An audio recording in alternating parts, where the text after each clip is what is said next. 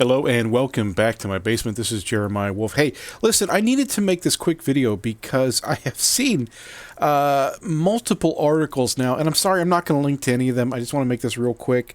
I just have a couple of minutes. I'm going to throw this together. But I've seen multiple articles about these layoffs going on in IT right now. You know, Google, Microsoft, Meta. What's the other big one? I don't know, whatever. They're all laying people off, right? Cisco, laying off thousands and thousands of workers. And this week, there has been, over the past week, there has been several articles from, or rather where they're interviewing some of the people who've been laid off. And there's all this confusion and two things. Anyway. One of the things that makes me laugh so hard is that these people are getting laid off, and they're kind of like, this isn't fair. We need to have a meeting about this, and we need to talk about this. Like, no, you don't work here anymore. Goodbye. Like, they have been so coddled in this weird environment, particularly like Google and Meta, Facebook, where it's this weird, like almost democratic illusion of democracy within the workplace. I saw a video yesterday of someone, a Meta employee, like a day in the life of a designer at Meta. It's like, I get up at 8 a.m. and I'm in the office by 9. Then I go get breakfast with my team. Then we do yoga. By 10 o'clock, we do a little bit of work. Then it's to lunch at our in-office gourmet cafe. And then we go see a movie. And then we do a little bit more work. It was like, of course these people are getting laid off. They only work 3 hours a day. Now, I'm sure that's not the norm for most people, but this couple of things. One, this ridiculous notion that you have a say in your employee, like with your employer, like, well, we need to get on Slack and talk about this. No, we don't, because you've been fired. You don't work here. We gave you a severance package. Now shut up and leave. Like, that's the real world. This idea that you can jump on Slack or get on a Zoom call and negotiate with the CEO because you're not happy with the turn. Like, no, that's not how it works. Like, you're one person. They don't give a flying fuck about you. They don't. They have tens of thousands of employees. No one cares about you. Are you in a union? Does the union have the backing of all those thousands and thousands of employees? Well, then you might have a say. Then you might be able to actually vote on policies and have a seat at the table. That's how this works. Otherwise, we live in the United States of America, and here in almost every state, employment is at will. That means you can come and go as you please, as in you can quit whenever you want, and they can fire you whenever they want for no reason, usually. So that's the one thing that I just find absolutely hilarious is this idea that these people think that they can negotiate with the CEO about being laid off. Like, no, that's not going to happen. The other thing that I find really funny is a lot of there's been just story after story after story coming out. Again, I'm not going to link them. They're all over, about these people who are like, I just got a promotion. Like, I literally received a most valuable employee award 6 months ago. I have multiple, every review has been a favorable review. Like, why am I getting laid off? And it's like, it's so frustrating and sad. And here's where you need to pay attention, okay? Someone emailed me, or I was reading something. No, that's what I was reading something on Reddit. This was, 6 months, sometime in the past 6-8 months. And a person was talking about, like, times were tough at their employer, but they were just going to put their head down and do the grind. And they knew that they would, their employer would look out for them because they were doing their job. And it's like, no, that's not how it works. All these people who've just been laid off, so many of them just received a promotion, all these kudos, all these awards, all these, recognition, and they're all being laid off. Why? Because the company does not care about you. Think about this. You get a job at Meta, okay? You are a skilled, let's say you are a young developer, okay? You're 25 years old. You got a couple years of experience underneath you. You're pretty good at what you do. You get a job at Meta and you work there for 5 or 6 years, okay? Well, every year that you work there, you get little bonuses for being there. You get a little bit more vacation time. For most companies, it's usually like 1 extra day per year or like 5 days every 5 years or something like that. You get maybe more stock options for being there. Maybe you get access to more corporate things. You're more vested in your retirement and whatever. You get all these little rewards for being loyal to the company. Okay.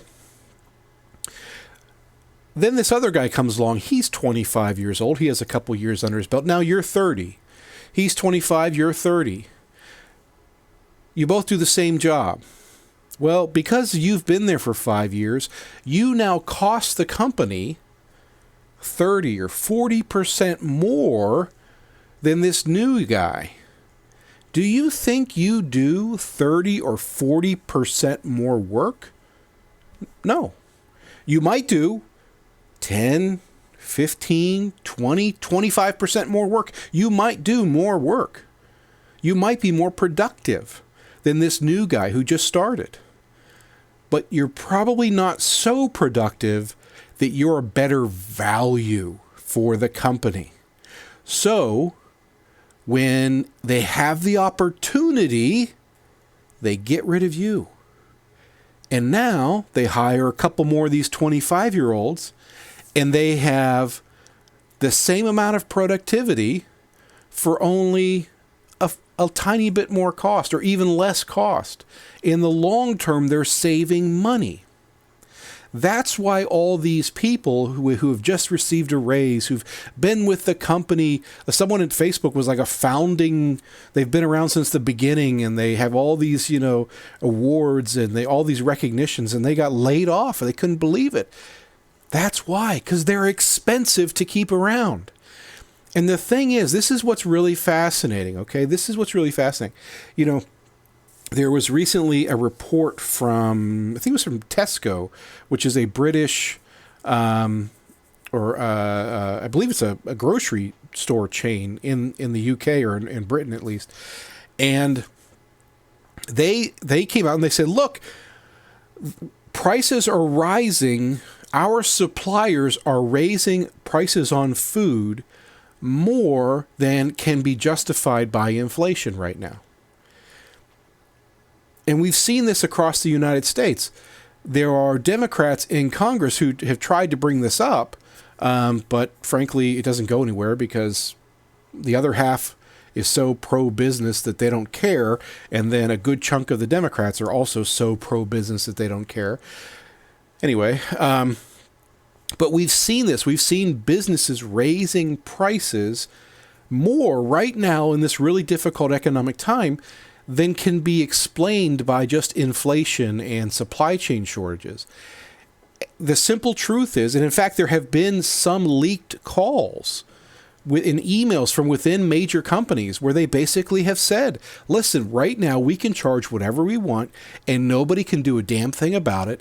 And once all this stuff, the supply chain and the inflation, once that all gets figured out, which it will eventually, we're not going to lower our prices. And now we're getting 10, 20% more for the exact same product than we were 2 years ago. Bonuses for everybody. Well, all the management anyway. This is how corporations think. It's not about what's best for people. It's not about what's best for their employees. It's about what is best in the short term for management and for investors. So when you have a large IT company like Meta, and they look around and everyone keeps saying, there's a recession, there's a recession, there's a recession. There's not a recession. Not yet. We're probably going to have a recession. In fact, I think, speaking of the UK, I think Britain might be, or maybe the UK. I don't know which. Might be in a recession right now. I'm not sure. The United States is not in a recession. It's not. A recession is a technical term. It means specific things. Those things have not happened. In fact, by most measures, the economy is actually doing okay. We're actually doing pretty good. The stock market isn't doing particularly well, but who gives a flying fuck? The stock market is not the economy, and it is not a good measure of the economy. Okay? So what's going on? Why are all these companies laying everybody off? It's because we're in a recession. No, we're not in a recession. There's talk of a recession. There's probably going to be a recession in 2023, maybe mid-2023. It's hard to say. We'll find out. Why are they doing it? Because this is the opportunity. There's talk of doom and gloom. And so all these companies say, you know what we can do right now without any pushback from the public, without any real pushback from Congress. We can fire thousands of people who are too expensive, too senior. They have too many benefits. We can get rid of all these people. We can cut millions and millions and millions of dollars off of our balance sheets. We can save tons of money, and nobody can say a single thing about it. Oh, because the economy's bad. We had to. The economy's so bad. We had to fire all those people. We had to. Why did you only fire senior people and people who are doing extremely well in their positions, or mostly those people? Oh, sometimes it's just the algorithms, things get messed up. That certainly wasn't a conscious choice. It absolutely fucking was a conscious choice. These companies are screwing over the people who have put in the time, who have worked hard for them, because those people are too expensive. Okay? Now, what is the lesson here? The lesson here is two things. How to protect yourself from layoffs. One, in a major corporation like that, it's very difficult. In a big, huge corporation, the only way to protect yourself is to look good by the numbers, which means your output is very high based compared to your compensation, right? That's just hard to do if you've been there for a while. Like once you start accruing paid time off, and you start getting extra benefits, and you start getting stock options and all this stuff, like it's hard to do. So in a big corporation, it is really hard to protect yourself. In a smaller company, the key to protecting yourself from layoffs, and I have been through many rounds of layoffs of different companies, I've always survived, and the key is be a person, a human being in the eyes of management, okay?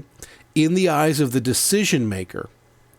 I have seen this time and time again, where the manager who has to let a couple people go will keep the people that he likes. And he will let go the people that are difficult to work with, even if those difficult people are technically smarter, better, harder workers, right? If they're difficult to work with, he lets them go. So if you can appear to be a human being, here's another example. Here's a solid example. It's one place I worked. I was there for 6 years. And it was just always boom and bust at this place. So there was multiple rounds of layoffs. We'd lay a bunch of people off, and we'd hire people, and we'd lay people off, and we'd hire people. And there was one employee who survived every round of layoffs. And the thing was, she was a bad employee. She was always late. She never completed all of her assignments. She was constantly socializing. Like, this wasn't a company that was like stay at your desk and work. But at the same time, she was always socializing. You got to get work done at some point. So how did she survive? Well, she survived because she was friends with everybody. She was friends with the VPs and the directors and the managers. She was dating the senior engineer. I don't know who that was. So she was friends with everybody. And she kept surviving, even though better people were let go. Why? Because she was friends with everyone. So that is how to protect. It's not about putting your head down, sacrificing for the company. When times get tough, the company's going to say, "Oh, Jeremiah, he really sacrificed hard for us. We're going to reward him," even though, no, that's never how it works. Ever. It's never how, well, I'm sure sometimes it does work that way, but very rarely. The other thing you can do to semi-protect yourself is something that most of us have been told never to do, and that is to job hop.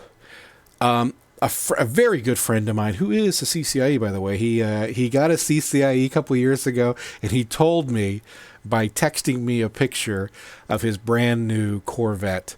And I remember back in like the late 90s, we had always said when we got our CCIE, "What is your CCIE car? What car are you going to get when you get your CCIE?" And his was a Corvette. And like 2 or 3 years ago, he texted me a picture of his Corvette, and I was just like, so proud of him. Good job. Anyway, he did something different than me. I always was taught you stay at a job. You get a job, you're loyal, you work hard, you sacrifice for the company, and they will reward you for that sacrifice. That's what I was taught. Meanwhile, my buddy, he would go to a job, he'd be there for 2 years, and he'd leave. 3 years, and he'd leave. Always chasing a better job. And to me, that was anathema. Like, you can't do that. You can't hop jobs. Now, when I say hop jobs, I'm saying, minimum of a year at a job, minimum. I've seen people who like hop jobs every 6 months. That's not going to fly on your resume. But if you're there for a couple years and you leave, and in IT, I was wrong. In IT, it doesn't hurt you. It does not hurt you when people see that you've worked for a place for a year or two and moved on, it doesn't hurt you. Not only does it not hurt you when you're looking for another job, it helps you in every other regard, because you're constantly learning new skills because you're working on different things as opposed to stuck in the same environment.